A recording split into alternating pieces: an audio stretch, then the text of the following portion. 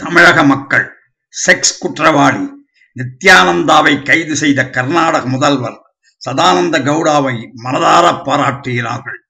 தமிழ்நாட்டின் சைவ நெறிமுறைகளை ஆதரிப்போரும் இந்து மடாலய தலைவர்களும் செக்ஸ் சாமியார் நித்யானந்தா கைது செய்யப்பட்டிருப்பதை மனதார வரவேற்று கர்நாடக முதல்வர் சதானந்த கவுடாவை மனதார பாராட்டியுள்ளார்கள்.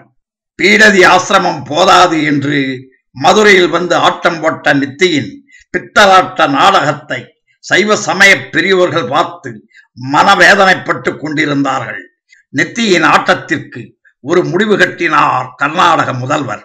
தமிழ்நாடு காங்கிரஸ் கமிட்டியின் முன்னாள் தலைவரும் மதுரை ஆதீன பாதுகாப்பு கமிட்டி தலைவருமான நல்லை கண்ணன் கவுடாவை பாராட்டியுள்ளார். அவரை போன்று தர்மபுரம் திருப்பனந்தாள் ஆதீன தலைவர்களும் கர்நாடக முதல்வரின் அரிய செயலை பாராட்டியுள்ளார்கள்.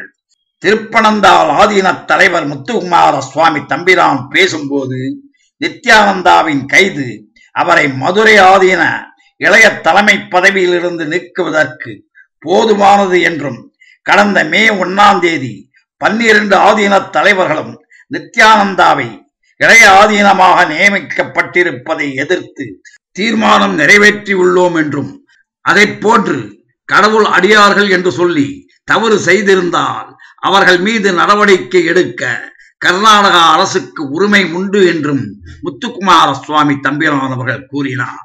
தமிழக அரசும் பாலியல் குற்றவாளி ஒருவரை இளைய ஆதீனமாக நியமித்துள்ள மதுரை ஆதீனத்தின் மீதும் தக்க நடவடிக்கை எடுத்து மூவேந்தர் கட்சி காப்பாற்றிய சைவ பெருமைகளை பாதுகாக்க முன்வர வேண்டும் என்று கேட்டுக்கொள்கிறோம். நன்றி, வணக்கம்.